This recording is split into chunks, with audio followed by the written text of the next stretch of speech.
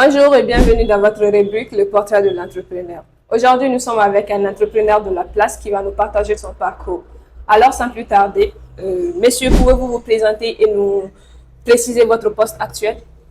Bonjour, je salue tous vos téléspectateurs. Je m'appelle Draman Sanogo, je suis développeur web et designer. Et actuellement, je suis le gérant de Alda Service. Pouvez-vous nous parler de votre entreprise et des principaux services qu'elle propose? Alda Service est une start-up technologique. Nous aidons les entreprises et aussi les particuliers à passer le pont technologique et à avoir un soutien de boost dans le domaine du numérique. Et au sein de Alda Service, nous proposons des services comme le développement web, la formation, la communication et le community management. D'accord. Et maintenant, pourriez-vous nous retracer votre parcours professionnel et nous dire ce qui vous a motivé à entreprendre?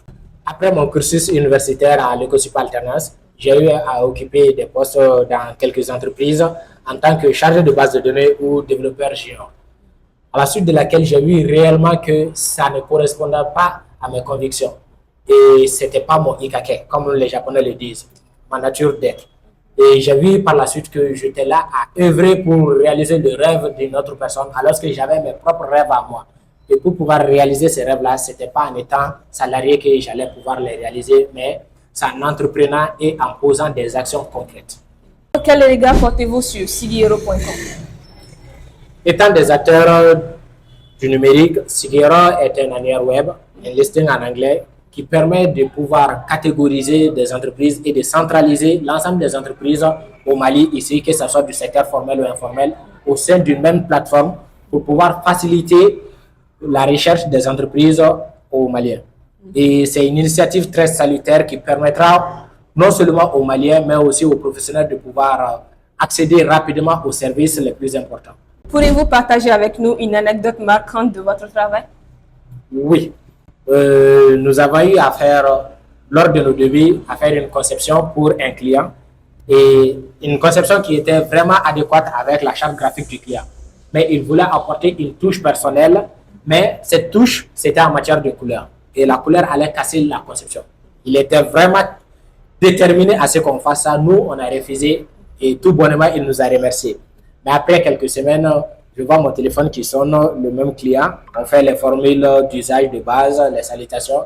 Et après, il nous propose un RDV au sein de son entreprise. On part, on s'assoit, on discute. Il accepte nos conditions. Ça trouvait qu'il avait déjà collaboré avec d'autres personnes sur le même projet. Il n'était pas du tout satisfait. Et là, tout ça pour dire aux professionnels, lorsque vous êtes contacté par un client, vous devez montrer que vous êtes le professionnel. Ce qui ne va pas avec le projet, ne le mettez pas. Dites-lui, telle chose ne va pas. Parce que après, c'est vous qui allez ramasser les pots cassés. Le client il dira que lui, c'est un amateur et qu'il a sollicité votre service, mais vous n'avez pas été à la hauteur. Quel conseil donnerez-vous à celles et ceux qui souhaitent suivre une trajectoire similaire à la vôtre? Le conseil que je peux donner à mes jeunes frères et sœurs, c'est de se former. C'est d'investir toujours en eux, d'avoir de la veille technologique, être toujours au top de la technologie, suivre le cours de la technologie, car vous savez, à tous les jours, il y a des nouveautés qui sortent. Par exemple, si on prend le domaine de Office 365, tous les 30 jours, il y a des mises à jour. Donc, il faudra se former continuellement. Quelles sont les principales problématiques que vous avez rencontrées quotidiennement dans votre activité?